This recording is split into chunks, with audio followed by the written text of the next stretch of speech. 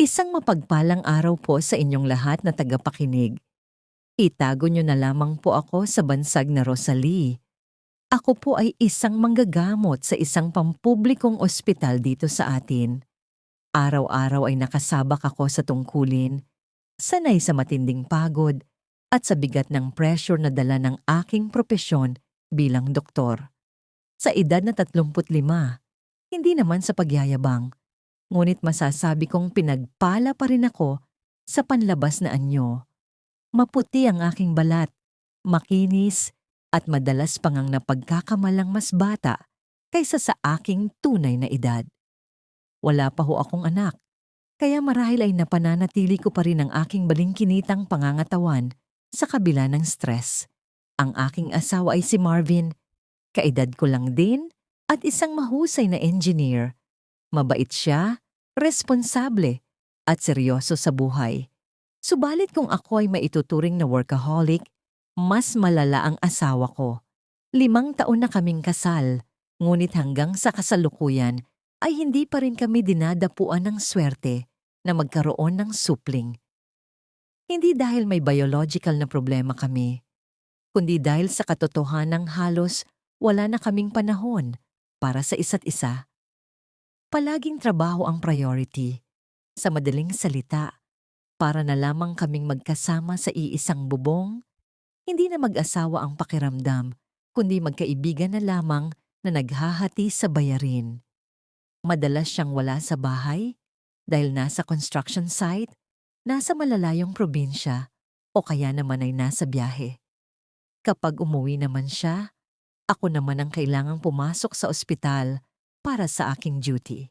Sa mga bihirang pagkakataon na sabay kaming nasa bahay, kapwa na kaming lupaypay sa pagod. Wala nang kwentuhan, wala nang lambingan. Diretso tulog agad dahil sa antok. Noong una, inakala ko na normal lang ito. Akala ko ganito talaga ang sakripisyo kapag parehong may ambisyon at abala sa karera. Hanggang sa dumating sa buhay namin si Kuya Albert. Siya ang panganay na kapatid ni Marvin, mas matanda sa amin ng ilang taon at isang magiting na sundalo. Matagal siyang nadestino sa malayo dahil sa kanyang serbisyo sa bayan.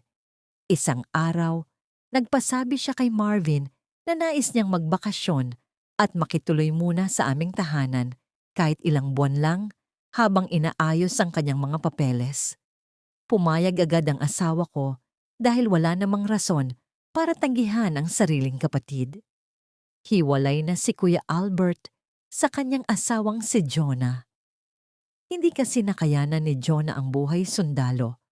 Iyong laging naghihintay sa wala, laging nag-iisa sa gabi, at punong-puno ng kawalang katiyakan ng bukas. Dahil wala rin silang anak, naging mabilis at walang sabit ang kanilang paghihiwalay. Gabi noon nang unang dumating si Kuya Albert sa aming pintuan. Sakto namang kakauwi ko lang din galing sa isang mahabang duty. Pagod na pagod ako noon at tanging pahinga lang ang nasa isip ko. Ngunit nang masilayan ko siya, tila tumigil ang mundo ko saglit. Malaki na ang kanyang pangangatawan noon pa man, pero mas lalo siyang tumikas ngayon. Malapad ang kanyang balikat, matigas ang mga braso, at morenong-moreno ang balat na tila hinubog ng araw at pakikibaka. Doon ako napatingin ng matagal. Iba ang kanyang dating. Si Marvin ay maputi at medyo payat. Si Kuya Albert naman ay sagisag ng pagkalalaki. Malakas ang kanyang aura at doon pa lang ay may kakaiba ng kaba sa loob ng dibdib ko. Hindi ko binigyan ng malalim na kahulugan ang nararamdaman ko noong una. Pero sa mga sumunod na araw, mas naging malinaw ang sitwasyon sa bahay. Habang si Marvin ay lalong nagpapakabaon sa trabaho, si Kuya Albert naman ang palagi kong nakakaulayaw sa umaga at gabi. Kumain ka na ba? Nagluto na ako para sa'yo.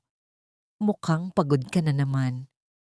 Ito ang mga simpleng tanong na matagal ko nang hindi naririnig mula sa sarili kong asawa. Kapag uuwi ako mula sa ospital, madalas ay may nakahain ng pagkain sa mesa.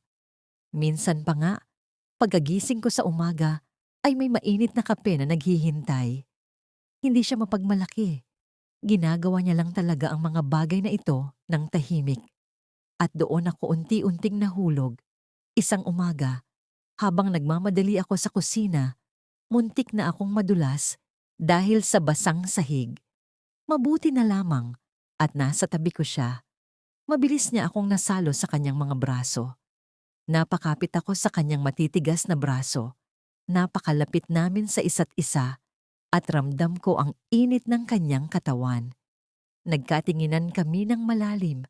Walang nagsasalita, ngunit parang may kuryenteng dumaloy sa aming dalawa. Agad akong kumalas at tumawa ng pilit para lamang itago ang aking matinding kaba. Salamat kuya, wika ko. Ngumiti lang siya ng makahulugan. Mula noon, alam kong may nagbago na sa loob ko. Mas naging matindi ang tensyon sa pagitan namin. Hindi sa salita, kundi sa bawat sulyap at kilos. Ramdam ko ang kanyang mga mata na nakabantay sa akin kapag akala niya ay hindi ko napapansin. Alam kong mali ito. Bayaw ko siya at asawa ako ng kapatid niya. Pero sa bawat gabing mag-isa akong nakahiga, habang si Marvin ay nasa malayo, doon ko lalong nararamdaman ang matinding pangungulila. Si Kuya Albert ang palaging naroon, palaging present sa bawat sandali. Siya ang nag-aasikaso at nagbibigay ng presensyang matagal ko nang hinahanap. Masarap pala ang pakiramdam na may nagpapahalaga sa'yo paggising mo sa umaga. Hindi pa ako lumalampas sa limitasyon noon, pero ramdam ko na ang aming paglapit sa panganib. At sa totoo lang, Miss Love, hindi na ako sigurado kung may lakas pa ba akong umatras. Isang hapon, pagod akong umuwi at nadatnan ko silang dalawang magkapatid sa sala na may hawak na baso at bote ng alak sa mesa. Mukhang kakarating lang din ni Marvin at nagkayayaan silang uminom. Narito ka na pala, sabi ni Marvin habang nilalapitan ako para halikan sa pisngi. Isang mabilis at mekanikal na halik. Iyong tipong dahil nakasanayan na lamang. Nag-iinuman lang kami ni Kuya, na-miss namin ang isa't isa. Dagdag niya, ganun ba? Mukhang nag-e-enjoy nga kayo. Rinig na rinig ang tawanan niyo sa labas. Sagot ko, habang pilit na nagpapakatatag. Doon ko muling nahuli ang tingin ni Kuya Albert. Saglit lang yon, pero may kalakip na lihim na hindi maipaliwanag. Umakyat ako sa kwarto para maligo. Hinayaan kong umagos ang tubig sa aking katawan. Sinusubukang palamigin ang nag-aapoy kong pakiramdam. Sa aking isipan, hindi si Marvin ang nakikita ko, kundi ang titig at ngiti ni Kuya Albert. Pinagagalitan ko ang aking sarili dahil alam kong maling-mali ito, pero tila mas lalong lumalakas ang udyok ng aking damdamin. Pagkatapos maligo, nagsuot ako ng manipis na night dress na hanggang tuhod ang haba. Pagbaba ko sa sala, wala na si Marvin doon. Si Kuya Albert na lang ang natira. Nasaan si Marvin? Tanong ko. Lumabas. May mahalagang kausap sa telepono. Sagot niya habang nakatitig sa akin mula ulo hanggang paa. Ay nako, hanggang dito ba naman sa bahay ay trabaho pa rin ang inuuna niya? Bulong ko habang tumutungo sa kusina para kumuha ng tubig. Hindi ko inaasahan na susunod siya sa akin. Sa gitna ng katahimikan, narinig ko ang kanyang mababang boses sa likuran ko. Alam mo ba, ang sexy mo at ang ganda-ganda mo pa? Napapitlag ako sa gulat. Halos mabitawan ko ang pitsel. Lumingon ako sa kanya na may halong kaba at gulat. Kuya, ang tanging nasambit ko. Salamat sa papuri. Dagdag ko na lamang habang pilit nang umingiti. Ramdam ko ang bilis ng tibok ng puso ko dahil sa sobrang lapit niya. Para akong napako sa kinatatayuan ko. Hanggang sa hindi ko na alam kung sino ang unang gumalaw. Ang alam ko lang, naglapat ang aming mga labi sa isang mapusok at mabilis na halik. Napaatras ako, nanginginig at hinihingal. Kuya, bulong ko muli. Bago pa siya makasagot, Narinig na namin ang boses ni Marvin. Kuya Albert! Mabilis na sumagot si Albert na tila walang nangyari. Nandito ako sa kusina, may kinuha lang. Nagkunwari akong umiinom ng tubig habang mabilis na bumalik si Albert sa sala. Nang gabing iyon, habang magkatabi kami ni Marvin sa kama, gising na gising ang aking diwa. Maya-maya, bumukas ang pinto at naramdaman kong may tumabi sa akin. Akala ko ay si Marvin iyon nakakatapos lang sa banyo, ngunit ibang pabango ang aking naamoy. Si Kuya Albert iyon. Lasing na si Marvin, nakatulog na sa sofa sa baba. Bulong niya sa aking tainga. Ang ganda mo talaga. Sinasayang ka lang ni Marvin. Dapat ay itinulak ko siya. Dapat ay sumigaw ako. Pero hindi ko ginawa. Sa halip, hinayaan ko ang aking sarili na tangayin ng agos ng pagnanasa. Doon naganap ang aming bawal na tagpo. Isang gabi na puno ng init at kasalanan. Kinabukasan, paggising ko, si Marvin na ang nasa tabi ko at mahimbing na natutulog. Tila walang nangyari. Pero alam kong sa sandaling iyon, ang buhay ko ay hinding-hindi na babalik sa dati.